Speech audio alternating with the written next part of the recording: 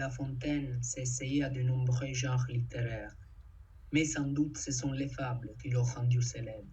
Cet ouvrage était publié dans 3 éditions différentes, pendant 25 ans.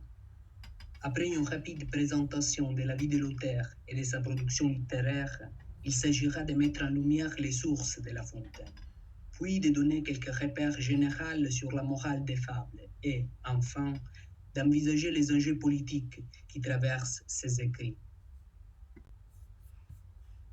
Jean de La Fontaine naît à Château-Thierry en 1621.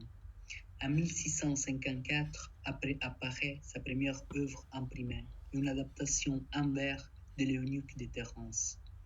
En 1657, La Fontaine fait la connaissance du surintendant des finances, Nicolas Fouquet, qui devient son protecteur, et auquel il consacre l'éloge intitulé Les Songes de Vaux.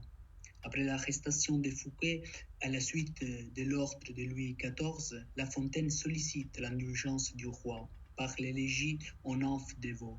En 1668, il publie le premier recueil de fables, auquel suit en 1679 le deuxième.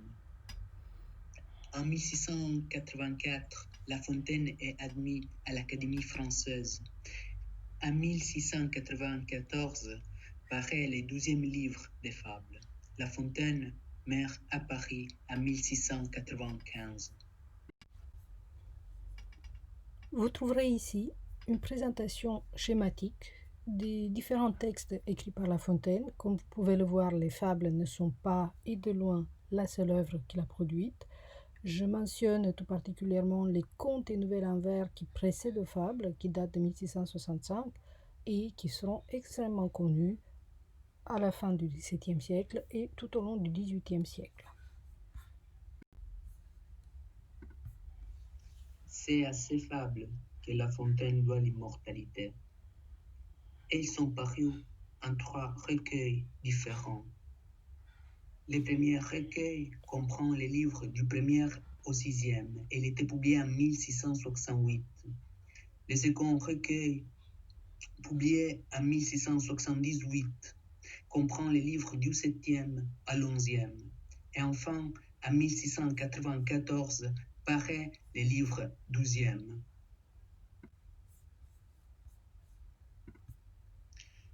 Le premier recueil de fables, publié en 1668, avait été intitulé Fables choisies et mises en vers par Messier de La Fontaine. Par ce titre, donc, La Fontaine s'est placée dans la tradition des fabulistes anciennes, comme par exemple Ésope et Phèdre.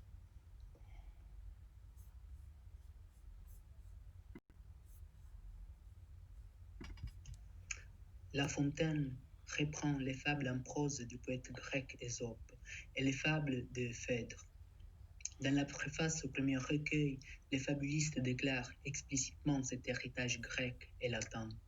De plus, le recueil de 1668 s'ouvre avec les récits de la vie d'Ésope l'éphigérien. À partir du second recueil, La Fontaine se tourne vers des sources orientales. Il trouve matière d'inspiration chez un poète indien, par exemple. La Fontaine, enfin, imite aussi des fabulistes moins connus, tels que l'ancien Babrius et Aftonius.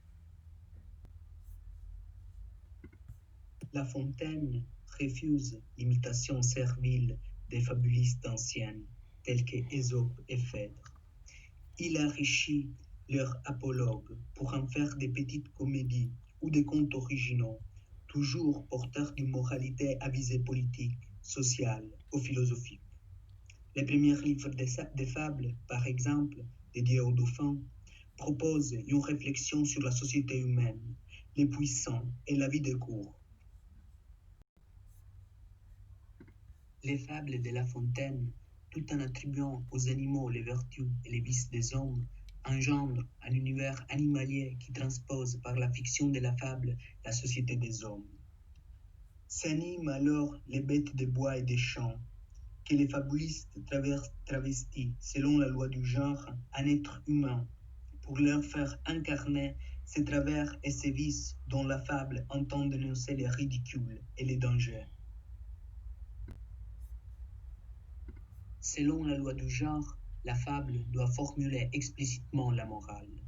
Les morales portent sur un certain nombre de sujets.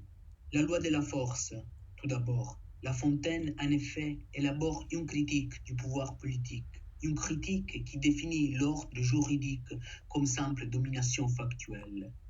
La morale du loup et l'agneau est paradigmatique de ce point de vue-là. Ensuite, les thèmes de la prudence. La Fontaine, en effet, met en garde les gens honnêtes contre les méchants. La Fontaine cherche de corriger nos défauts et il nous invite à porter un regard lucide sur nous-mêmes. Enfin, les sujets des bons sentiments. La Fontaine veut encourager les sentiments les plus nobles, l'amour pour le travail, la concorde, l'entraide, la pitié. Y a-t-il une politique des fables? Cette question a traversé et traverse encore les études littéraires sur La Fontaine. Une longue tradition a repéré dans les fables des enjeux profondément politiques. Toutefois, les différentes lectures ne sont jamais parvenues au moindre accord.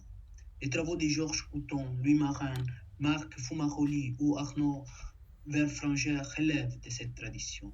D'autres auteurs, comme par exemple Léo Spitzer et Patrick Dandré, ont affirmé qu'il n'y a pas une politique des fables, des thèmes politiques n'étant qu'un héritage de la tradition ésopique. Marc Fumaroli, dans le livre Les poètes et les rois, entend dépasser l'alternative entre poétique et politique. La pratique poétique implique en elle-même un sens politique. D'après Marc Fumaroli, l'absence dans les fables de toute allégorie explicite relèverait d'une dimension politique, dans la mesure où il s'agirait de revendiquer l'autonomie de l'homme de lettres face au pouvoir.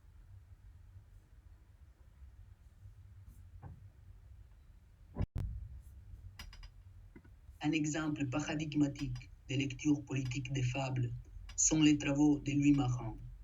Dans l'article La raison du plus fort est toujours la meilleure, Marin repère dans la fable Le loup et l'agneau une critique du pouvoir, une critique qui décrit l'ordre politique comme exercice illégitime de la violence.